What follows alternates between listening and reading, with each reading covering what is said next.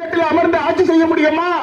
10 ஆண்டு காலமாக முஸ்லிம் வெறுப்பு பிரச்சாரம் மூலமாகவே தன்னுடைய ஆட்சியை நிலைநாட்டி கொண்டவர்கள் இன்னும் முயற்சி செய்து கொண்டிருக்கின்றார்கள். இன்னைக்கு கூட்டுக்குழுக்கு போய்கின்றது. அவர்கள் ஆட்சிக்கு வந்ததுக்கு பிறகுதான் நாடாளுமன்றத்தில் பாரதிய ஜனதா கட்சி சார்பாக ஒரு நாடாளுமன்ற உறுப்பினர் இல்லை. அதேபோல் மத்திய ஒன்றிய அமைச்சரவையில் ஒரு முஸ்லிம்களோட ஒன்றிய அமைச்சராக இல்லை. ஜனாதிபதி மாளிகையில் ஒரு தனி செயலாளர்களில் ஒருவரோட முஸ்லிம் இல்லை. வெளியுறவுத்துறையில் ஒருவரோட முஸ்லிம் இல்லை. ஜனாதிபதி மாளிகையில், பிரதமர் மாளிகை உள்ளிட்ட உள்ளூர் துறையில எல்லா துறையிலையும் முஸ்லிம்கள் இல்லாத ஒரு இடமாக பாரதிய ஜனதா நம்மளை ஆக்கியிருக்கின்றது. அவர்கள் அரசியலுக்காக சொல்லுவார்கள், காங்கிரஸ் இல்லாத கழகம் இல்லாத தமிழ்நாடு, காங்கிரஸ் இல்லாத இந்தியாவை உருவாக்கும் என்று சொல்வார்கள். அவர்கள் லட்சியம் முஸ்லிம்கள் இல்லாத இந்தியாவை உருவாக்குவதால் ஒருபோதும் நடக்காது. மக்கள் நம்மை நேசிப்பார்கள், மக்கள் நம்மை நேசிப்பார்கள். அதனால்தான் நாடாளுமன்றத்தில் அவர்கள் இந்த சட்டத்தை கொண்டு வந்திருக்கிறார்கள். அதை பற்றி நம்முடைய பொதுச்செயலாளர் சொல்லுவார். நாடாளுமன்றத்தில் சட்டத்தை கொண்டு வர நோக்கம் என்று சொன்னால், எப்படி நாடாளுமன்றத்தில் பாரதிய ஜனதா கட்சிக்கு ஒன்றிய அமைச்சர் இல்லாமல் ஆனதோ, அதே போல வக்ஃப் வாரியத்தில் கொஞ்சம் கொஞ்சமாக முஸ்லிம் இல்லாம ஆக்க வேண்டும். முஸ்லிம்கள் பின்னத்துவம் இல்லாம ஆக்கி அம்பானிகளுக்கும் அதானிகளுக்கும் எப்படி ரயில்வே மைதானத்தை கொடுத்தார்களோ, எப்படி பொது நிறுவனத்தை கொடுத்தார்களோ, அதே போல் மும்பாயில் இருக்கக்கூடிய அம்பானி வீடு அவர்களுக்கு தாராளத்தை கொடுப்பதற்காகத்தான் அந்த சட்டத்தை கொண்டு வந்திருக்கின்றார்கள். இந்தியா கூட்டணி தலைவர் பேராசிரியருடைய முழு முயற்சியோடு அதை முறியெடுத்திருக்கின்றோம். மறுமலர்ச்சி திராவிட முன்னேற்ற கழகம் மட்டுமல்ல, விடுதலை சிறுத்தைகள், திராவிட முன்னேற்ற கழகம், காங்கிரஸ், இந்தியா கூட்டணி அனைவருமே எதிர்ப்பு தெரிவித்திருக்கின்றார்கள். இந்த எதிர்ப்பு தொடர வேண்டும். தொடர்ந்து எப்படி பங்களாதேசத்தில் ஒரு மாற்றம் ஏற்பட்டிருக்கின்றதோ, விரைவில் ஒரு மாற்றம் வரும். மக்கள் புரட்சி மூலியமாக பாரதிய ஜனதா கட்சி இல்லாத ஒரு நாடாளுமன்றத்தையும் RSS இல்லாத ஒரு இந்தியாவை நாம் உருவாக்குவோம் என்று கூறி விரும்புகிறேன் என்று. இறுதியாக மணப்பாறை சட்டமன்ற உறுப்பினர் அருமை அண்ணன் மாநில பொதுச் செயலாளர் அவர்கள் அப்துல் சமத் சார் அவர்கள் உரையாற்றுவார்கள்.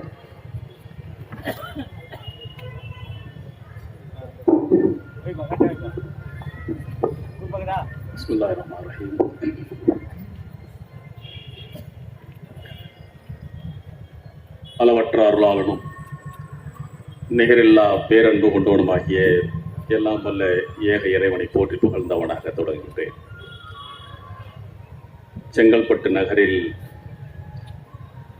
முஸ்லிம்கள் உள்ளிட்ட ஒடுக்கப்பட்ட மக்களின் உரிமைகள் பாதுகாப்பு பேரியக்கமான தமிழ்நாடு முஸ்லிம் முன்னேற்ற கழகத்தின் சார்பில் நடைபெறக்கூடிய ஆம்புலன்ஸ் அர்ப்பணிப்பு விழா மற்றும் சமூக நல்லிணக்க பொதுக்கூட்டத்தினுடைய தலைவர், ஆற்றல் வாய்ந்த மனிதநேய மக்கள் கட்சியுடைய மாவட்ட செயலாளர் அருமை சகோதரர் செங்கை டி முகமது யூனுஸ் அவர்களே, வரவேற்புரை ஆற்றியிருக்கக்கூடிய மாவட்ட துணை செயலாளர் அருமை சகோதரர் லால் பாஷா அவர்களே, இறைவசனம் ஓதி துவக்கி வைத்திருக்கக்கூடிய மக்கா மஸ்ஜிதினுடைய தலைமை இமாம் மௌலவி எஸ் அம்ஜத் பர்வேஷ் அவர்களே, முன்னிலை வகிக்கக்கூடிய நகரத்தினுடைய தலைவர் சுல்தான் அவர்களே, நகர செயலாளர் முகமது முஸ்தபா அவர்களே, நகர செயலாளர் அப்துல் மாலிக், இப்ராஹிம், அன்சர் பாஷா, காசிம், அலி பாஷா, அய்யூப் கான் உள்ளிட்ட செங்கல்பட்டு நகரத்தினுடைய பொறுப்பாளர்களே, இந்த அருமையான இந்த நிகழ்வில் எனக்கு முன்னால் உரையாற்றி இருக்கக்கூடிய பொதுக்கூட்டம், மாநாடு மட்டுமல்ல, போராட்ட களத்தில் கலந்து கொண்டு சிறை செல்ல வேண்டும் என்று சொன்னாலும் முன்னணியில் வந்து நின்று சிறை செல்லக்கூடிய அருமை தோழர் மறுமலர்ச்சி திராவிட முன்னேற்ற கழகத்தினுடைய துணை பொதுச் செயலாளர் மல்லை சத்யா அவர்களே, மனிதநேய மக்கள் கட்சியினுடைய துணை பொதுச் செயலாளர் அருமை சகோதரர் தாம்பரம் யாக்கூப் அவர்களே, மனிதநேய மக்கள் கட்சியுடைய மாநில அமைப்பு செயலாளர் மாயவரம் அமீன் அவர்களே, தலைமை நிலையத்துடைய செயலாளர் வழக்கறிஞர் எம் ஜெயினுல்லாப்தீன் அவர்களே, தலைமை பிரதிநிதி அச்சரப்பாக்கம் ஷாஜஹான் அவர்களே, மருத்துவ சேவனினுடைய மாநில செயலாளர் அருமை சகோதரர் கலீல் ரஹ்மான் அவர்களே, இந்த மாவட்டத்தினுடைய தலைவர் நகர்மன்ற உறுப்பினர் அருமை சகோதரர் முகமது ரஃபீக் அவர்களே, மாவட்ட செயலாளர் சம்சுதீன், பொருளாளர் SM முஸ்தபா உள்ளிட்ட மாவட்ட நிர்வாகிகளே, சரியத் சமாதான குழுவினுடைய பொறுப்பாளர் அருமை சகோதரர் MM பாஷா அவர்களே, இந்த அருமையான நிகழ்விற்கு வாழ்த்துறை வழங்கி அமர்ந்திருக்கக்கூடிய மார்க்சிஸ்ட் கம்யூனிஸ்ட் கட்சியினுடைய முன்னாள் மாவட்ட செயலாளர், இப்போது மாநில கட்டுப்பாட்டு குழுவினுடைய பொறுப்பாளர் அருமை தோழர் சங்கர் அவர்களே, விடுதலை சிறுத்தைகள் கட்சியினுடைய நகர செயலாளர் அருமை தோழர் ஜே ரவீந்திரன் அவர்களே, செங்கல்பட்டு மாவட்டத்தினுடைய அரசு காஜி மௌலவி ஃபருல் ஹக் தாவூதி அவர்களே, தேசிய விரை பெற்றிருக்கக்கூடிய தமிழ் தேசிய விடுதலை கட்சியினுடைய தலைவர் அருமை தோழர் செந்தமிழ் குமரன் அவர்களே, மற்றும் உள்ள மாவட்ட பொறுப்பாளர்களே, பல்வேறு கிளையினுடைய நிர்வாகிகளே, திரண்டிருக்கக்கூடிய சகோதர சகோதரிகளே, தாய்மார்களே, உங்கள் அனைவர் மீதும் ஏக இறைவனின் சாந்தியும் சமாதானமும் என்றென்றும் நின்று நிலவட்டுமாக என்று பிரார்த்திக்கின்றேன். அஸ்ஸலாமு அலைக்கும் வரஹ்மத்துல்லாஹி வபரகாத்துஹு. தமிழகத்தின் பல்வேறு பகுதிகளில் இது போன்ற ஆம்புலன்ஸ் அர்ப்பணிப்பு நிகழ்ச்சிகளிலே கலந்து கொண்டு அர்ப்பணிப்புக்கூடிய ஒரு வாய்ப்பினை இந்த இயக்கத்தின் பொதுச் செயலாளர் என்ற அடிப்படையில் பெற்றிருந்தாலும், இந்த செங்கல்பட்டு நகரத்தில் நடைபெறக்கூடிய இந்த நிகழ்வில் பங்கெடுப்பதில் ஒரு பெரும் மகிழ்ச்சி அடைகின்றேன். ஏனென்று சொன்னால், இது என்னுடைய சொந்த மாவட்டம் என்பதால் ஒரு மகிழ்ச்சி சூழ்ந்த ஒரு நிலையில் நான் நின்று கொண்டிருக்கின்றேன். அடுத்து இன்னொன்று, நம்முடைய யூனுஸை பற்றி வரிசையாக நம்முடைய அருமை சகோதரர் மல்லை சத்யா தொடங்கி ஷாஜஹான், யாக்கூப் என்று பலரும் பல்வேறு செய்திகளை வங்காளதேசத்து யூனுஸ் தொடங்கி நம்ம கூடுவாஞ்சேரி ஊரப்பாக்கம் யூனுஸ் வரைக்கும் தொடர்புபடுத்தி இங்கே சொன்னார்கள். அதற்கெல்லாம் ஒரு தகுதி வாய்ந்த ஒரு ஆற்றல் மிக்க செங்கை தோழர் தான் நம்முடைய யூனுஸ் என்பதில் மாற்று கருத்துக்கு இடமே இல்லை.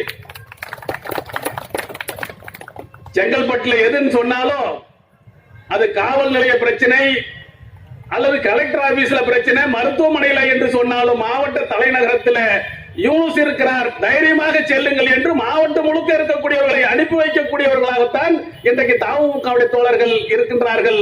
மாவட்டத்தில் மட்டுமல்ல, தமிழ்நாட்டில் எந்த மூலையில் இருந்து செங்கல்பட்டில் பிரச்சனை என்று சொன்னாலும் யூனுஸை தொடர்பு கொள்ளக்கூடிய ஒரு அளவுல ஒரு ஆற்றல் வாய்ந்த செயல்வராக அவர் இருக்கின்றார். இன்னொரு செய்தி முக்கியமா, 2006 கல்பாக்கத்திற்கு அன்றைய நிலையில 18வது ஆம்புலன்ஸ் அர்ப்பணிப்பு நிகழ்ச்சி, அர்ப்பணிக்க வேண்டிய சூழல்ல 18வது ஆம்புலன்ஸ் வாங்குறோம் புதுப்பட்டினத்துக்கு, இந்த சொந்த ஊருக்கு. அன்னைக்கு அந்த ஆம்புலன்ஸுக்கான விலை 3 லட்சம் ரூபாய். அந்த 3 லட்சம் ரூபாய் வசூல் செய்வதற்கு பெரும்பாடுபட்டு கொண்டிருந்தோம். பலரையும் சந்தித்து வாங்கி கொண்டிருந்த நிலையில செங்கல்பட்டு யூனுஸும் இங்க இருக்கக்கூடிய SM இப்ராஹிம், லால் பாஷா போன்ற தோழர்களோடு இணைந்து செங்கல்பட்டில் மட்டும் வசூலித்து 70,000 ரூபாயை 2006 புதுப்பட்டினம் ஆம்புலன்ஸுக்கு வழங்கியவர்கள் நம்முடைய தோழர்கள், குறிப்பாக நம்முடைய யூனுஸ் தலைமையிலான குழு என்பதை இந்த நேரத்தில் நன்றியோடு நினைவு கூற விரும்புகின்றேன். அதனால் இன்றைக்கு 209வது ஆம்புலன்ஸாக அர்ப்பணிக்கப்பட்டிருக்கக்கூடிய இந்த ஆம்புலன்ஸ் என்பது இன்றைக்கு தமுக என்ற இந்த இயக்கத்தின் மிக முக்கியமான ஒரு சேவை பணியின் அடையாளம் என்பதை இங்கே பேசிய தோழர்கள் வரிசையாக சுட்டிக்காட்டினார். இந்த இயக்கம் தொடங்கப்பட்ட போது ஒரு உரிமை மீட்பு இயக்கமாக திட்டமிட்டு ஒடுக்கப்படக்கூடிய இந்த சமுதாயத்துடைய உரிமைகளை மீட்டெடுப்பதற்காக ஒரு ஜனநாயக ரீதியான கள போராட்டத்தை நடத்தக்கூடிய இயக்கம் வேண்டும் என்பதற்காக உருவாக்கப்பட்ட ஒரு பேர் இயக்கம் தான் தமுக. உரிமை போராட்டம் என்பதோடு நின்று விடாமல் சேவை பணி என்கின்ற அடிப்படையில் நாம் செயல்பட வேண்டும். இன்றைக்கு சங்பரிவார கூட்டம் இந்த முஸ்லிம் சமூகத்தை தனிமைப்படுத்துவதற்காக பல்வேறு சதித்திட்டங்களை நிகழ்த்திக் கொண்டிருக்கிறார்கள். முஸ்லிம்களோடு மற்ற மக்கள் இணைந்து விடக்கூடாது, அவர்களோடு உறவு பாராட்டக்கூடாது, எனவே அவர்களை தனிமைப்படுத்தக்கூடிய சதிகள் நடக்கக்கூடிய இந்த காலகட்டத்தில் நம்முடைய தொப்புள் கொடி உறவுகளான அனைத்து மக்களுக்கும் சேவை ஆற்றக்கூடிய ஆம்புலன்ஸ் போன்ற சேவை பணிகளையும் தமுக செய்யும்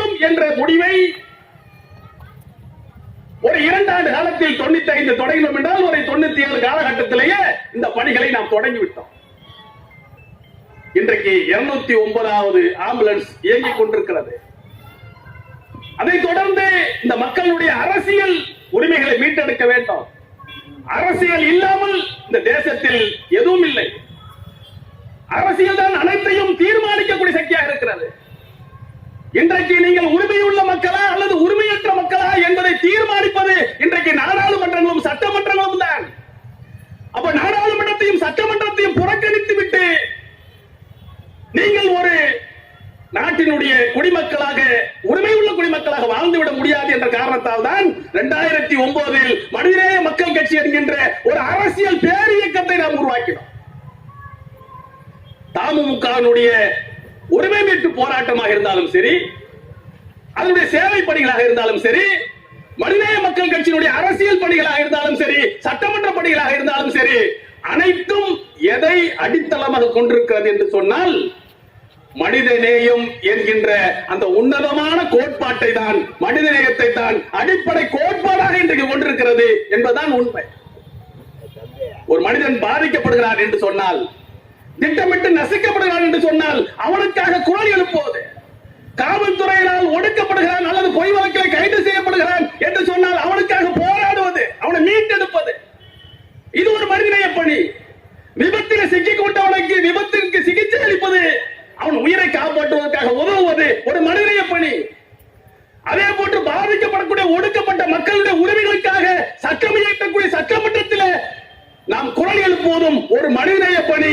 மனிதநேயம் தான் இந்த அனைத்து செயல்பாடுகளுக்கும் அடித்தளம் என்பதை இந்த இயக்கத்தினுடைய செயல்பாடுகளை உற்று கவனிப்பவர்களுக்கு அனைவரும் தெரிந்து வைத்திருக்கின்றோம்.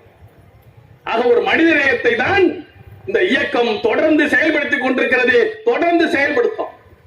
பிரச்சனை யாருக்கும் மனித நேயத்தை இன்றைக்கு மக்களுக்கு சொல்லி மனிதநேய பணிகளை செய்யக்கூடிய நமக்கும் மனித நேயத்துக்கு எதிரான சங்கி கூட்டத்துக்கும் தான் இன்னைக்கு போராட்டமே.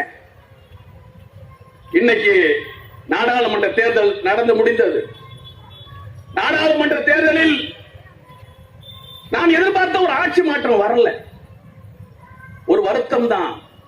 ஆனால் கட்டுப்பாடற்ற கடிவாளம் இல்லாத குதிரையாக இருந்த பாஜகவை இன்றைக்கு கடிவாளம் போட்டு பிடித்து நிறுத்திருக்கிறோம் என்று சொன்னால் இன்றைக்கு நம்முடைய வாக்குகள் தான் அதுக்கு மிக முக்கியமான காரணம். கடிவாளம் போட்டு தூக்கிட்டோம். கடந்த 10 ஆண்டுகள்ல எந்த சட்ட திருத்தத்தை எவங்கிட்டையும் அவன் கேட்கவே இல்லை, யாருகிட்டையும் கேட்கல. தாம் தோன்றித்தனமாக விவசாயிகளுக்கு எதிரான வேளாண் திருத்த சட்டம் 3 சட்டத்தை கொண்டு வந்து நாடாளுமன்றத்தை நிறைவேற்றி ஓராண்டு காலம் அந்த விவசாய பெருங்குடி மக்கள் அந்த டெல்லி மாநகரத்தில் போராடினார்கள். 700 உயிர்கள் அந்த களத்திலே மாண்டு போனது. ஒரு மத்திய அமைச்சருடைய மகனே வாகனத்தை ஏற்றி 4 பேரை கொலை செய்த கொடூரமான பாதகங்களை நிகழ்த்திய போதும் போராட்டம் ஓயவில்லை. ஒரு புள்ளி கமா கூட சட்டத்தில் மாற்ற மாட்டோம்னு சொன்னா, ஆனால் ஓராண்டு கால விவசாயியுடைய போராட்டம் அந்த சட்டத்தை பின்னங்கால் பிடரையில் அடிபட ஓட வைத்தது என்பதுதான் வரலாறு. மக்கள் எழுச்சிக்கு முன்னால் இந்த சண்பரிவார சக்திகள் மண்டியிட்டார்கள் என்பதை கடந்த போராட்ட காலங்களில் பார்த்தோம். அப்படி கேட்காமல் இவர்கள் சட்டங்களை நிறைவேற்றிக் கொண்டிருந்தால் ஒவ்வொன்றும் இன்னைக்கு அதே போன்ற ஒரு சட்டத்தை கொண்டு வந்தாங்க. வக்பு வாரிய திருத்த சட்டம். வக்பு வாரிய திருத்த சட்டம் எதுக்கு ஏன் கொண்டு வந்திருக்கேன்னு கேட்டா,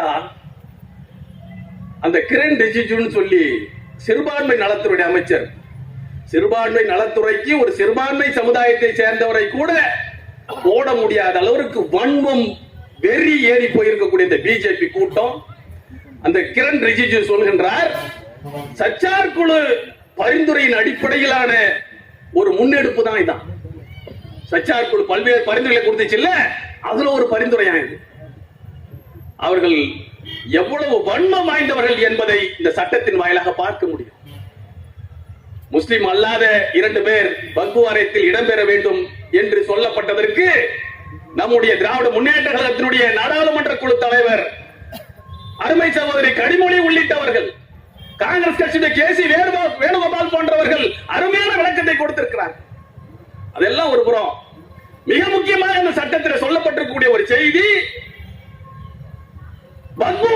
இருக்கக்கூடிய அந்த உரிமையை, நிலம் யாருக்கு சொந்தம், நிலம் எப்படிப்பட்டது, எப்படி கையாளுறது என்பதை பற்றிய உரிமை மாவட்ட ஆட்சித்தலைவர்களுக்கு, கலெக்டர்களுக்கு கொடுக்கப்படும். அப்படி கலெக்டர்களுக்கு கொடுக்கப்பட்டால் என்ன நடக்கும் என்று சொன்னால், எதற்காக இவர்கள் கலெக்டரிடத்தில் கொடுக்க வேண்டும் என்று எதிர்பார்க்கிறார்கள் என்றால், ஒட்டுமொத்த வக்பு சொத்துக்களையும் சூறையாட வேண்டும் என்பதுதான் என்னுடைய நோக்கம். வக்பு சொத்துனே ஒன்று இருக்கக்கூடாது. இன்னைக்கு வக்பு வாரிய சொத்துக்கள் என்பது எந்த நிலையிலான சொத்துக்கள் தெரியுமா? இந்தியாவில் ராணுவத்திற்கு அடுத்து அதிகமான சொத்துக்களை கொண்ட, ரயில்வேக்கு அடுத்து அதிகமான சொத்துக்களை கொண்டது இந்தியாவுடைய வக்பு வாரியம். கிட்டத்தட்ட 9.5 லட்சம் ஏக்கர் நிலங்கள் இந்தியா முழுக்க இருக்கிறது. தமிழகத்தில் மட்டும் 3 லட்சம் ஏக்கர்கள் தமிழகத்தில் மட்டும் இருக்கிறது. கிட்டத்தட்ட 1 லட்சம் கோடி, 1.2 லட்சம் கோடி ரூபாய் மதிப்பிலான சொத்துக்கள். அந்த சொத்துக்களை அபகரிப்பதற்காக, வக்பு வாரியத்தை நீர்த்து போக செய்வதற்காக வேண்டிதான் இந்த சட்டத்தை கொண்டு வராங்க. இந்த மக்கள் குடியுரிமையற்றவர்களாக, எந்த விதமான நிராதரவான ஒரு நிலையில் இந்த மக்கள் நிறுத்தணும். முஸ்லிம் சமூகத்தை ஒரு அடிமைகள் என்று சொன்னால் அப்படிப்பட்ட நிலையில கொண்டு போய் நிறுத்தணும். எந்த விதமான பிடிமானமும் அவர்கள் இருக்கக்கூடாதுன்னு சொன்னா ஒன்னொன்னா கொண்டு வந்தான். சிஏஏ மேற்கொண்டு எல்லாம் வந்தாச்சு. இப்ப கடைசியாக இருக்கக்கூடிய இந்த வக்பு வாரிய சொத்துக்களையும் அபகரிக்கணும்ன்ற திட்டம். ஒரு அதிர்ச்சிகரமான செய்தி என்ன தெரியுமா? தமிழ்நாட்டில் 3 லட்சம் ஏக்கர் இருக்குன்னு சொன்னல, 30% வக்பு சொத்துக்கள் தமிழகத்திலேயே அரசு புறம்போக்குகளா மாற்றிருக்கான். தமிழ்நாட்டில் கடந்த எடப்பாடியினுடைய ஆட்சி, அதுக்கு முன்னால் இருந்த இந்த 10 ஆண்டுகள்ல பெருவாரியான நம்முடைய சொத்துக்கள், வக்பு வாரிய சொத்துக்கள் அரசு நிலங்களாக மாற்றப்பட்டிருக்கு. நேற்றைய தினம் கூட கள்ளக்குறிச்சியில் அது பிரச்சனை சம்பந்தமாக தான் போய் வந்தேன். இளவரசனார் கோட்டைன்னு ஒரு கோட்டை, ஒரு ஏரியா இருக்கு. அங்க அந்த பள்ளிவாசலுக்கு சொந்தமான நவாப்பு குளம் 5 ஏக்கர், நவாப்பு குளம், அடக்க ஸ்தலம், தர்கா எல்லாம் இருக்கு. குளம் இருக்கு, இப்பவும் இருக்கு குளம். அந்த குளத்துல ஊராட்சி மன்ற நிதி வழங்கி அதுக்கு கல்வெட்டுல கட்டிருக்காங்க, ரிவேட்மெண்ட் எல்லாம் வச்சிருக்காங்க. கல்நாடி பஞ்சாயத்து இத்தனை லட்சம் ரூபாய் நிதி ஒதுக்கப்பட்டிருக்கிற குறிப்புலாம் இருக்கு, கல்வெட்டுலாம் இருக்கு. ரெக்கார்டு எடுத்து பார்த்தா நவாப்பு குளமே இல்ல, நத்தம் புறம்போக்குன்னு இருக்கு. நத்தம் அரசு நிலம் இருக்கு ரெக்கார்ட்ல. நவாப்பு குளம் என்பதை மாற்றி இருக்கிறார்கள்.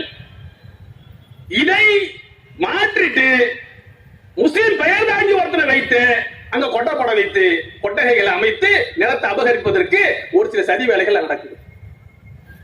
இதை அறிந்து போன வருஷத்திலிருந்து கள்ளக்குறிச்சி மாவட்டத்தின் தலைவர் பசல் தலைமையில் பல்வேறு பிரச்சனைகளை முன்னெடுக்கிறார்கள். கடந்த வருடம் அப்போதைய ஆட்சித் தலைவரை பார்த்து நானே மனு கொடுத்திருக்கிறேன். ஆனால் ஓராண்டுகளாக ஒண்ணுமே நடக்கல. இப்ப நேற்றைய தினமும் கொண்டு போய் மீண்டும் மனு கொடுக்கிறோம். இப்படி மாற்றி இருக்கிறது என்று. அதே போன்று இன்னொரு இடம் பக்கத்துல தியாகதுருகம் என்கின்ற ஒரு இடத்துக்கு பக்கத்தில் இருக்கக்கூடிய ஒரு ஊர் சித்தலூர். அங்க பார்த்தா 18 ஏக்கரா பள்ளிவாசல், தர்கா எல்லாம் இருக்கு. அதுல பள்ளிவாசல், தர்கா இருக்கக்கூடிய இடத்தை மட்டும் ஒரு 3.5 ஏக்கரா விட்டுட்டு 15 ஏக்கராவை அரசு புறம்போக்காக அறிவித்திருக்கிறார்கள். அங்க ஒரு அரசு கட்டிடமும் கட்டப்பட்டிருக்கிறது. ஒரு 5 பிரச்சனைகள் இதே போன்று வரிசைப்படுத்தி நேற்று கலெக்டர் கொடுத்திருக்கிறோம், பார்க்கிறோம் சொல்லியிருக்காங்க. தமிழ்நாட்டினுடைய நிலைமை இதுதான். அப்புறம் ஆய்வு செய்யப்பானா 30% இடங்கள் இப்படி அரசு புறம்போக்குகளாக வக்பு வாரியத்தினுடைய சொத்துக்கள் மாற்றப்பட்டிருக்கக்கூடியது தமிழ்நாட்டில் சொன்னா, வட மாநிலங்களுடைய நிலைமை என்ன? வட மாநிலத்தில் என்ன செய்யறாங்க தெரியுமா? பிப்ரவரி மாசம், இந்த வருடம் பிப்ரவரி மாசம் உத்தரகாண்ட்ல ஒரு பள்ளிவாசலையும் மதரசாவையும் ஆக்கிரமிக்கப்பட்ட இடத்துல கட்டி இருக்கிறாங்கன்னு சொல்லி இடிச்சாங்க. உங்களுக்கு எல்லாம் மறந்திருக்காங்க. அதை எதிர்த்து மக்கள் மிகப்பெரிய போராட்டத்தை நடத்தினார்கள். துப்பாக்கி சூடு நடத்தப்பட்டு 4 பேர் இறந்து போனார்கள், 60 பேர் காயமுற்றார்கள். மிகப்பெரிய போராட்டம். ஆக்கிரமிக்கப்பட்ட இடத்துல இருக்கக்கூடிய பள்ளிவாசலையும் மதரசாவையும் இடித்ததற்காக வேண்டி போராட்டமா என்று இங்க இருக்கக்கூடிய ஒரு சில சங்கி சக்திகள்ல பேசலாம், எழுதலாம். என்ன உண்மை நிலைமை தெரியுமா? இப்ப நான் சொன்னல, வக்பு சொத்துக்களை அரசு நிலங்களாக மாற்ற வேண்டியது. அப்புறம் அந்த பள்ளிவாசல போய் இடிக்க வேண்டியது. இடிக்கும் போது இது கவர்மெண்ட் லேண்ட் ஆக்கிரமிச்சு நீ கட்டி இருக்கிற, எனவே பள்ளிவாசல் இடிக்கிறோம், மதரசாவை இடிக்கிறோம் சொல்லி உத்தரப்பிரதேச மகாராஷ்டிராவிலையும் இடிக்கிறான். அவருடைய நோக்கம் என்னவென்று சொன்னால், முஸ்லீம்களுடைய அடையாளம் பாபர் மஸ்ஜித் என்கின்ற அந்த பள்ளிவாசலை இடித்தது மட்டுமல்ல, இந்தியாவில் இருக்கக்கூடிய எல்லா பள்ளிவாசல்களையும் தர்காக்களையும் இடிக்க வேண்டும் என்பதுதான் நோக்கம். அதற்கு இந்த வக்ஃப் வாரியம் தடையாக இருக்கிறது. அப்ப வக்ஃப் வாரிய பிடியில் இருந்து சொத்துக்களை மீட்டு அரசு சொத்துக்கள் என்ற பெயரில் மாற்றி இடித்து நிரவுவதற்கான ஒரு சதித்திட்டம், ஒரு பாசிச சிந்தனை, ஒரு இனப்படுகொலைக்கான வேலைகள் இந்த வக்ஃப் வாரிய திருத்த சட்டத்துக்கு பின்னால் இருக்கிறது என்பதை அனைத்து மக்களும் புரிந்து கொள்ள வேண்டும். இன்றைக்கு அதை புரிந்து கொண்ட நிலையில் நாடாளுமன்றம் இருந்ததை நம்ம நேரா பார்த்தோம். நம்முடைய யாக்குவார் சுட்டி காட்டினார், மனிதநேய மக்கள் கட்சிக்கு சீட்டு தரல, ஆனாலும் எங்களுக்கு சீட்டு வேண்டும் என்பதை விட இந்த நாடுதான் எங்களுக்கு எல்லாவற்றிலும் முக்கியமானது. நாட்டை காப்பதற்காக நாங்கள் எந்த தியாகத்துக்கும் தயார் என்றுதான் இந்த நாடாளுமன்ற களத்தில் நாங்கள் களமாடினோம். தமிழ்நாட்டு மக்கள் மிக அருமையான தீர்ப்பை தந்தார்கள். 40க்கு 40 100% வெற்றியை கொடுத்து சங்கிகளை மண்ணை கவ செய்தோம். தமிழ்நாடு மட்டும் இல்ல, அவன் நினைச்சிட்டு இருந்தான் உத்தரப்பிரதேசத்துல அயோத்தியில ராமர் கோவிலை கட்டிட்டா உத்தரப்பிரதேசத்துல 80க்கு 80 நம்ம சீட்டு தான் அப்படியே கணக்கு போட்டான். போன தடவை 63 சீட்டு வந்தோம், இந்த வாட்டி 80 பிடிச்சிடலாம் சொல்லி கணக்கு போட்டான். உத்தரப்பிரதேச மக்கள் மிக தெளிவாக சிந்தித்திருக்கிறார்கள். இது இங்கதான் மிக முக்கியமான செய்தியே இருக்கு. மிக முக்கியமாக உத்தரப்பிரதேச மக்கள் கொடுத்த அடிதான் 80 சீட்டுகளில் 43 சீட்டுகளில் பிஜேபியை மண்கவ செய்து தோல்வியடை செய்தார்கள். அதுதான் இன்றைக்கு நாடாளுமன்ற பெரும்பான்மை இல்லாமல் இந்தியா கூட்டணி இன்றைக்கு ஆளுமை செலுத்தக்கூடிய ஒரு நிலை இன்றைக்கு வந்திருக்கிறது. அதுலயும் இன்னொரு செய்தி தெரியுமா? எந்த அயோத்தி இவர்கள் மக்களை வன்மத்தோடு மதவெறி ஊட்டுவதற்காக வேண்டி பயன்படுத்தினார்களோ அந்த அயோத்தி அமைந்திருக்கக்கூடிய பைசாபாத் தொகுதியில் ஒரு தலித் சகோதரரை பொது தொகுதியான அந்த தொகுதியில் நிற்க வைத்து சமாஜ்வாதி பார்ட்டி மாபெரும் வெற்றியை அந்த மக்கள் வழங்கினார். இதான் செய்தி. இவன் நினைச்சுக்கிட்டு இருக்கான். அகிலேஷ் யாதவ் தான் சொன்னாரு, எதுக்காக இந்த வக்ஃப் திருத்த சட்டம் தெரியுமா? முஸ்லீம்களுக்கு எதிராக சட்டத்தை கொண்டு வந்தா சோறு விட்டுருக்கிறான்ல தோல்வியில, உண்மையிலேயே தோற்றது அவன் தாங்க. அதாவது இன்னும் ஆட்சியை பிடிச்சிட்ட மாதிரி இந்தியா கூட்டணிக்காரங்களா இப்ப சந்தோஷமா இருக்காங்கன்னு பேசுறான் அவன். அவன் நினைச்சான் 400 சீட்டுகளுக்கு மேல நம்ம வெற்றி பெற்றலாம். அப்படி வெற்றி பெற்றுட்டா எவனும் கேட்க முடியாது, நாம் வைத்ததுதான் சட்டம், இந்தியா என்கின்ற இந்த நாட்டை இந்து ராஷ்டிரம் என்று அறிவித்து விடலாம். பாபா சாஹிப் அம்பேத்கர் உருவாக்கிய அரசியல் சாசன சட்டத்தை தூக்கி வீசிவிட்டு மனு தர்ம சட்டத்தை இங்க கொண்டு வந்து அமல்படுத்தி விடலாம். தேசிய கொடியானது மூவர்ண கொடியை இறக்கிவிட்டு காவி கொடியை தேசிய கொடி ஆக்கி விடலாம் என்று கனவு கண்டார்கள். அந்த கனவில் மண் விழுந்து இன்றைக்கு ஆட்சியை தக்க வைப்பதற்காக வேண்டிய ஆந்திராவுக்கும் பீகாருக்கும் ஓட வேண்டிய நிலையை கொண்டு வந்திருக்காங்க. இந்திய மக்கள் விழிப்படைந்து விட்டார்கள் என்பதுதான் இன்றைக்கு சொல்லிக்கூடிய செய்தி. இன்றைக்கு அரசியல் என்பது மிக தெளிவான நிலையை நோக்கி போய் கொண்டிருக்கிற சகோதரர்களே. முஸ்லீம்களை கொன்னா, முஸ்லீம்களுக்கு எதிராக வெறுப்ப பரப்புனா இந்துக்கள் எல்லாரும் சேர்ந்து நமக்கு ஓட்டு போட்டுருவாங்கன்னு நினைச்சான். அது பொய்யாக்கப்பட்டிருக்கிறது. முஸ்லீம்கள் மீது நீ தொடர்ந்து வன்மத்தை விதைத்தால் அதை நாங்கள் ஏற்றுக்கொண்டு உனக்கு வாக்களிக்க மாட்டோம் என்ற நிலைப்பாட்டை இந்திய மக்கள் எடுத்திருக்கின்றார். இந்த நாடாளுமன்ற தேர்தலை நம்ம பார்த்ததுல மிக முக்கியமான ஒரு செய்தி என்ன தெரியுமா? இவ்வளவு நாள் இல்லாத ஒரு முக்கியமான செய்தி, நாடாளுமன்ற தேர்தலினுடைய தேர்தல் பிரச்சாரத்தில் அவன் மதவெறியை விதைச்சான். காங்கிரஸ் இந்தியா கூட்டணி ஆட்சிக்கு வந்தால் ஊடுருவல்காரர்கள் எல்லாத்தையும் எடுத்துக்கிட்டு போயிடுவாங்க. 2 எருவு மாடு இருந்தா அதுல ஒரு எருவு மாடு எடுத்துட்டு போயிடுவாங்க. தாலியை பறித்துக் கொள்வார்கள். இப்படி எல்லாம் வெறி ஊட்டினார்கள். ஆனால் இந்தியா கூட்டணியுடைய தலைவர்கள் ராகுல் காந்தி உள்ளிட்ட அனைத்து தலைவர்களும் மிக பொறுமையாக ஒரு செய்தியை திரும்ப திரும்ப பேசிக் கொண்டிருந்தார்கள். அது என்னவென்று சொன்னால், இந்தியா முழுக்க இருக்கக்கூடிய அனைத்து மக்களுக்குமான ஒரு வளர்ச்சியை கொண்டு வர வேண்டும், சாதி வாரி கணக்கெடுப்பை இந்தியாவில் நடத்த வேண்டும் என்ற அந்த கோரிக்கையை நாங்கள் நடைமுறைப்படுத்துவோம் என்ற ஒரு செய்தியை இந்தியா கூட்டணி சொல்லிச்சு. சாதி வாரி கணக்கெடுப்பு சாதாரண விஷயம் இல்ல. இன்றைக்கு மதவெறியை ஊட்டி முஸ்லிம்களுக்கு எதிரான இவர்கள் நடத்தக்கூடிய இந்த வன்முறை வெறியாட்டத்தின் மூலமாக எதை செய்து கொண்டிருக்காங்க தெரியுமா? இந்தியாவுடைய பெரும்பான்மை மக்களுடைய வாழ்வாதாரத்தை அழித்துக் கொண்டிருக்கிறார்கள். வட மாநிலங்கள் எப்படி இருக்கிறது, தமிழ்நாடு எப்படி இருக்கிறது என்ற ஒப்பீட்டோட நீங்க பாத்தீங்கன்னு சொன்னாலே இன்றைக்கு இவர்கள் யார் என்பதை நம்மால் நன்றாக புரிந்து கொள்ள முடியும். தமிழ்நாட்டில் கல்வியில நாம் வளர்ந்திருக்கின்றோம். பல்வேறு தொழில்துறைகளை கல்வியை இன்றைக்கு தமிழ்நாடு வளர்ந்திருக்கிறது. வேலை வாய்ப்புல ஒப்பீட்டளவில் தமிழ்நாடு வளர்ந்திருக்கிறது. இன்னைக்கு தமிழ்நாட்டுக்கு ஆயிரக்கணக்கில் அல்ல லட்சக்கணக்கில் இன்றைக்கு வட மாநிலத்தை சேர்ந்தவங்க வர்றாங்க. ஒவ்வொரு ரயில்வே ஸ்டேஷன்லயும் பார்த்தோம் சொன்னா மிகப்பெரிய அளவுல ஆயிரக்கணக்கான வட மாநில இளைஞர்கள் வந்து குவிகிறார்கள். அவர்கள் எல்லாம் என்ன பட்டதாரிகளா, பெரிய செல்வந்தர்களா? சுரண்டுவதற்காக ஒரு சில பேர் வர்றான் ஒரு ஊருக்கும். அந்த சுரண்டல் பேரவழியை பத்தி பேசல. அடுத்த வேளை சாப்பாட்டுக்கு வழி இல்லாமல் ஒரு 200 ரூபாய் சம்பளம் தமிழ்நாட்டில் கூட கிடைப்பது என்பதற்காக வேண்டி இன்றைக்கு கிட்டத்தட்ட 1 கோடி பேர் இன்றைக்கு தமிழ்நாடு முழுக்க வந்து நிறைஞ்சிருக்காங்க. அந்த வறுமைக்கும் வேலை வாய்ப்பின்மைக்கும் கல்வி இல்லாமல் அந்த மக்கள் அந்த நிலைக்கு ஆளாக்கப்பட்டதற்கும் இந்த பிஜேபியினுடைய கொள்கைகள் தான் மிக முக்கியமான காரணம். அதை விட மனு தர்மத்தை தூக்கி பிடித்து பார்ப்பனிய உயர் ஜாதி தத்துவத்தை நிலைநிறுத்துவதற்காக இவர்கள் செய்யக்கூடிய அட்டூழியங்கள் தான் இதற்கெல்லாம் மிக முக்கியமான காரணம். அப்போ இன்றைக்கு தாழ்த்தப்பட்ட மக்கள் இந்த மண்ணில எப்படி வாழ்ந்து கொண்டிருக்கிறான்? 75 வருட இந்தியாவுடைய சுதந்திரம் அவனுக்கு பலன் தந்திருக்கா? இந்த நாட்டில் பிற்படுத்தப்பட்ட மக்கள் பெரும்பான்மை மக்கள் 65%. தமிழ்நாட்டில் நாடாரு, வன்னியரு, தேவரு, பொக்குவேலா, கவுண்டர் சொல்றோமே, இப்படி வட மாநிலம் இருக்கக்கூடிய பல்வேறு பிரிவு மக்கள், பிற்படுத்தப்பட்ட மக்கள் 65% மக்கள். அவருடைய கல்வி நிலை என்ன, அவருடைய பொருளாதார நிலை என்ன, அவன் இந்த சுதந்திர இந்தியாவுடைய பலன்கள் அவனுக்கு கிடைச்சிருக்கா? இது விவாதமாக்கப்பட்டது நாடாளுமன்ற தேர்தலில்.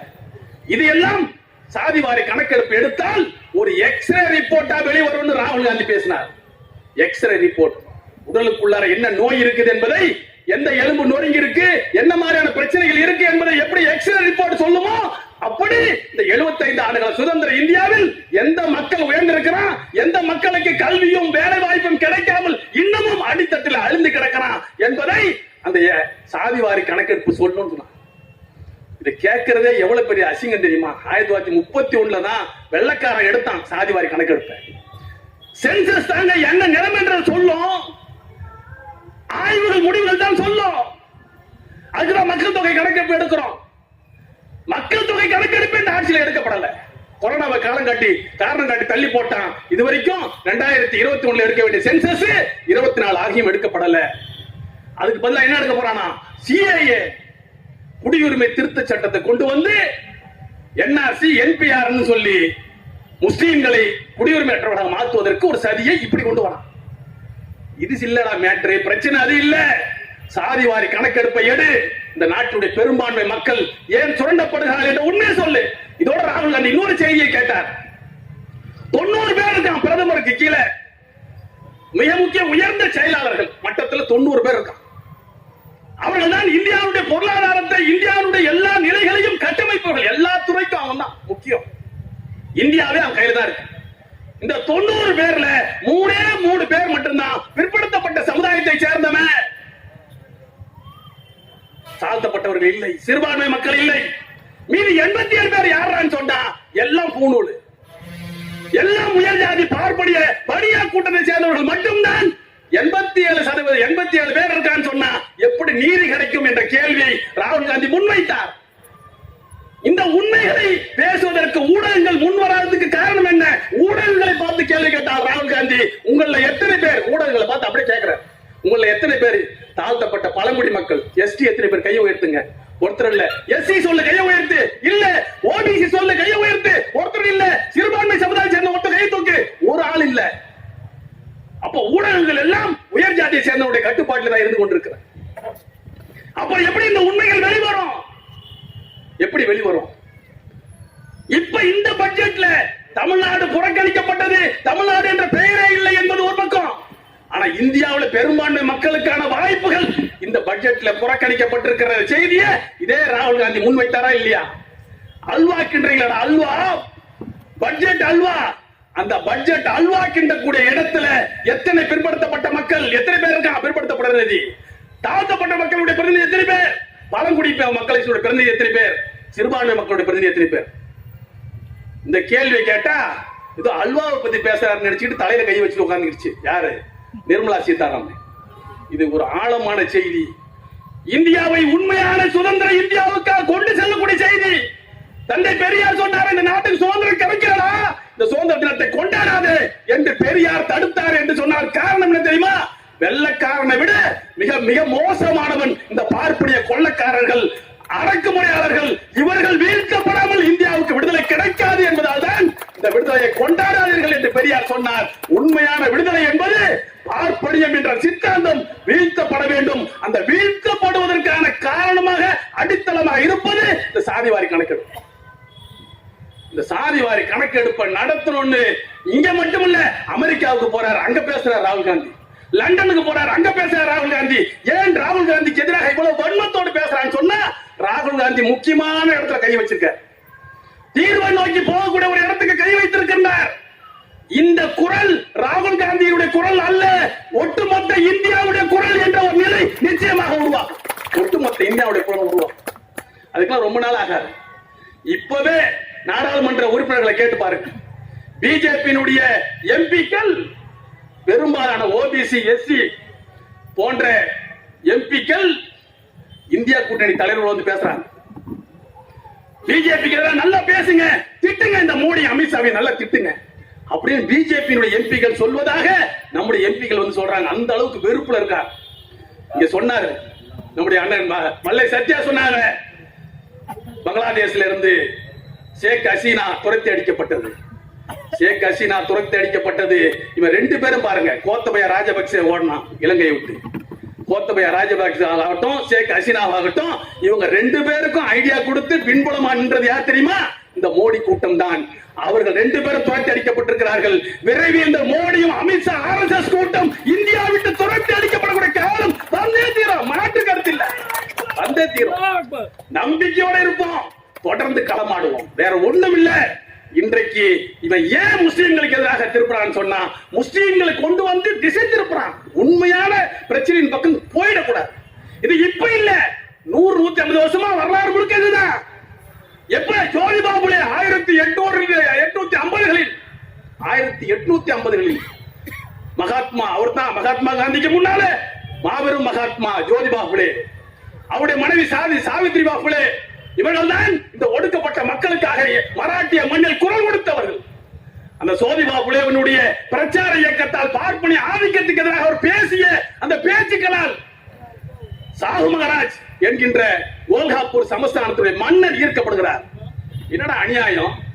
என்னுடைய அமைச்சரவையில இருந்து எல்லா அதிகார வட்டத்திலும் பிராமண சமுதாயத்தை சேர்ந்தவங்க 100% இருந்தா, மத்த சமுதாயத்துக்கு என்ன? ஜோதிபா புலே கேட்கறது கட்டணம் இருக்கு. எனவே நான் உத்தரவிடுகிறேன், இனிமேல் 50% மட்டும்தான் பிராமணர்களுக்கு, 50% பிராமணர் அல்லாத மக்களுக்கு வாய்ப்பு என்று முதலில் இடஒதுக்கீட்டை அறிவித்தவர் சாகு மகாராஜ். அப்புறம் பரோடா மன்னர் அவர் அறிவிக்கிறார், நானும் என்னுடைய சமஸ்தானத்தில் 50% பிராமணர் அல்லாதவர்களுக்கு ஒதுக்குகிறேன் என்றார். பார்ப்பனியம் பார்க்கிறான், என்னடா பண்றது? இப்படி இது இந்தியா முழுக்க போனால் நாம் மீண்டும் கைபர் போகும் கணவாய் வழியாக ஆடு மாடுகளை ஓட்டிக்கிட்டு மீண்டும் நாட்டை விட்டு வெளியேற வேண்டிய நிலைமை வந்துருமோன்னு பார்த்தா, திசை தீர்ப்பதற்காக என்ன கண்டுபிடிச்சான்? முஸ்லீம்களுக்கு எதிரான கலவரத்தை கண்டுபிடிச்சான். வரலாற்று எங்கனா சொல், 1893க்கு முன்னால் முஸ்லீம்களுக்கு எதிராக இந்த மண்ணில் முஸ்லீம்கள் 800 வருஷம் ஆண்டாங்க. அதுக்கு முன்னால பல்வேறு ஆட்சியாளர்கள் எங்கேயாவது இந்துக்களும் முஸ்லீம்களும் அடித்துக் கொண்டார்கள், செத்தார்கள், எங்கன்னா ஒரு கலவரத்தை பதிவு காட்டு வரலாற்று எங்கேயும் கிடையாது. இந்த கலவரங்கள், பிரச்சனைகள் எல்லாம் இந்த பார்ப்பனிய கூட்டத்தால் உருவாக்கப்பட்டது என்பதை நாம் அனைவரும் நன்றாக புரிந்து கொள்ள வேண்டும். எதற்காக உருவாக்குறான்? இவனுக்கு ஆபத்து வந்துடக்கூடாது, இவனுடைய ஆதிக்கம் தகர்ந்து விடக் கூடாது என்பதற்காக வேண்டி உருவாக்குறான். எப்பெல்லாம் ஆதிக்கம் தகர்க்கூடிய சூழல் வருதோ அப்பெல்லாம் என்ன செய்வான்? முஸ்லீம்களுக்கு எதிரான கலவரத்தை தூண்டுவான்.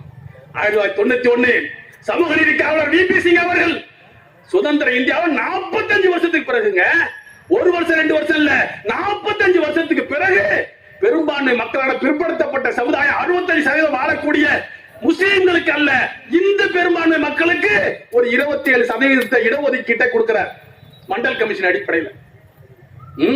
இந்த பிஜேபி காரர் என்ன செஞ்சது தெரியுமா? அவருடைய ஆட்சி கொடுத்த ஆதரவை வாபஸ் பெறுவது மட்டுமல்ல, ரத யாத்திரை என்ற பெயர்ல அத்வானி தலைமையில ரத்த யாத்திரை நடத்தி நாடு முழுக்க அவர்கள் ஊர்வலம் போன்ற இடங்கள்லாம் ரத்தக்கார கிளறியாக முஸ்லிம்கள் அடித்து கொல்லப்பட்ட கொடூரத்தை பார்த்தோம். அப்ப மண்டல் கமிஷனை திசை திருப்புவதற்கு அங்கேயும் முஸ்லிம்கள் ரத்தம் சிந்தப்பட்டது, உயிர்கள் பறிபோனது என்பது வரலாறு.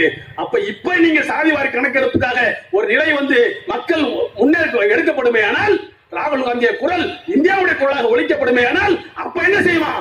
அப்பவும் இந்த முஸ்லிம்களை தான் கொள்ளுவான். நாங்க செத்துக்கிட்டு இருக்கா, நிச்சயமாக இன்னும் கூட லட்சக்கணக்கில் சாவோம். நிச்சயமாக இந்தியாவுக்கு உண்மையான விடுதலையை பெற்றுத்தராமல் ஓட மாட்டோம். அனைத்து மக்களுக்குமான விடுதலை இந்தியாவில் கிடைக்க வேண்டும் என்று சொன்னால் சாதிவாரி கணக்கெடுப்பை எடுத்து எல்லாருக்கும் கல்வி, அனைவருக்கும் அனைத்தும் என்று திராவிட மாடல் ஆட்சி சொல்றமே. திராவிட மாடல் என்பது நம்முடைய அருமை முதல்வர் ஸ்டாலின் அவர்களுக்கு மட்டும் சொந்தமானது அல்ல. இந்த தமிழ் மண்ணுடைய அடிப்படை கோட்பாடு அதுதான். அதனாலதான் ராகுல் காந்தி மிக தெளிவா ஒரு செய்தியை சொல்றார். நான் இந்தியாவை புரிந்து கொள்ள வேண்டும் என்று ஆசைப்படும் போதெல்லாம் நான் தமிழ்நாட்டை பார்க்கிறேன். தமிழ்நாடு எனக்கு இந்தியாவை பிரதிபலிக்கக்கூடிய ஒரு கண்ணாடியாக இருக்கிறது. இந்தியாவுடைய முன்னேற்றம் என்பது தமிழ் மண்ணில் இருந்தால் தொடங்க வேண்டும். தமிழ் மண்ணுடைய திராவிட சித்தாந்தம் அது சொல்றாரு. பெரியார் போன்ற ஆளுமைகளை உலகத்துக்கு தந்த ஒரு மண் தமிழ் மண். இன்றைக்கு தமிழ் மண்ணை போற்றி போல்கிறார் என்று சொன்னால் உண்மையான தீர்வை நோக்கி இன்றைக்கு இந்தியா கூட்டணி சென்று கொண்டிருக்கிறது. நிச்சயமாக இந்தியா கூட்டணி வெல்லும், இந்தியா வெல்லும். உண்மையான சுதந்திரம் இந்தியாவுக்கு கிடைக்கும். RSS அழித்து ஒழிக்கக்கூடிய காலம் வந்தே தீரும், வந்தே தீரும். மனிதநேயம் வெல்லட்டும், வெல்லட்டும் என்று கூறி வாய்ப்புக்கு நன்றி கூறி நிறைவு செய்கிறேன். நன்றி. வாஹிதவானா அல்ஹம்துலில்லாஹி ரப்பில் ஆலமீன். அஸ்ஸலாமு அலைக்கும். ஆயிரம் அப்படியே அமர்வாக கேட்டுக்கொள்ளப்படுகிறது. உங்களுக்கு புத்தகம் வழங்க உள்ளது.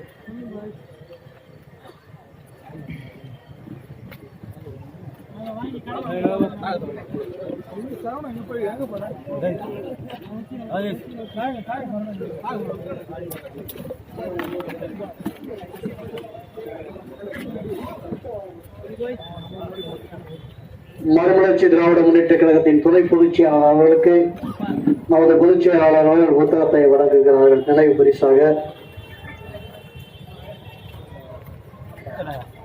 மார்க்சிஸ்ட் கம்யூனிஸ்ட் கட்சியினுடைய மாவட்ட செயலாளர் அவர்களுக்கு புத்தகம் நினைவு பரிசாக வழங்கப்படுகிறது. திமுக நகர செயலாளர் அண்ணன் நகேந்திரன் அவர்களுக்கு நினைவு பரிசு வழங்கப்படுகிறது. தமிழர் கட்சியினுடைய தலைவர் தோழர் செந்தமிழ் குமரன் அவர்களுக்கு நினைவு பரிசு வழங்கப்படுகிறது.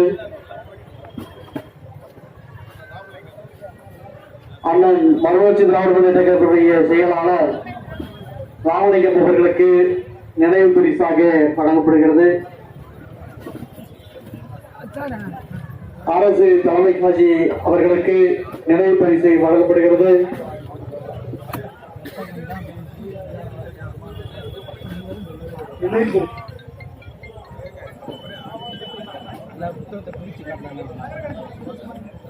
மறுமலர்ச்சி திராவிட முன்னேற்ற கழகத்தின் நகர செயலாளர் சுரேஷ் அவர்களுக்கு நினைவு பரிசு.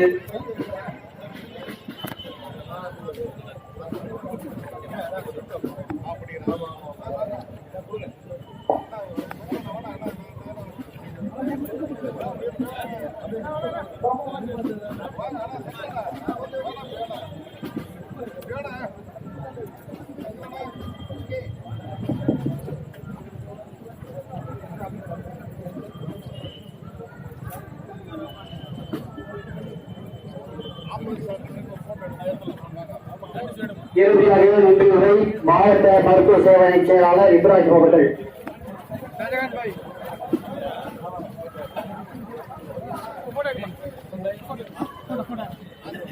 அஸ்ஸலாமு அலைக்கும். செங்கல்பட்டு நகர தாமக சார்பாக அனைத்து சமுதாய மக்களுக்காக ஆம்புலன்ஸ் அர்ப்பணிக்கும் மற்றும் சமூக நல்லிணக்க பொதுக்கூட்டத்திற்கு தலைமை வைத்து இருக்கக்கூடிய பாமக மாவட்ட செயலாளர் சங்கடி யூனுஸ் அவர்களுக்கும், கிராத் ஓதிய இமாம் அப்துல் பரீஸ் அவர்களுக்கும், வரவேற்புரை நிகழ்த்திய லால்பாஸ் அவர்களுக்கும், ஆம்புலன்ஸ் அர்ப்பணிக்க வருகை தருகின்ற பேராசிரியர் எம் ஜவஹர்லால் MLA அவர்களுக்கும், ஆம்புலன்ஸை சமூகத்திற்கு அர்ப்பணித்த மணப்பாறை சட்டமன்ற தொகுதி அப்துல் சமூத் அவர்களுக்கும், மல்லை சத்யானன் அவர்களுக்கும், ராமயம் யாத்துவண்ணன் அவர்களுக்கும், மாநில மருத்துவ சேவை செயலாளர் அண்ணன் ஏ கலீல் ரஹ்மான் அவர்களுக்கும், சகோதரி திராவிட சகோதரி பரத் மதுசூதன் அவர்களுக்கும், திமுக நகர் செயலாளர் ஏ நரேந்திரன் அவர்களுக்கும், சிறப்புரை வழங்கிய மற்றும் வாழ்த்துறை வழங்கிய அனைவருக்கும்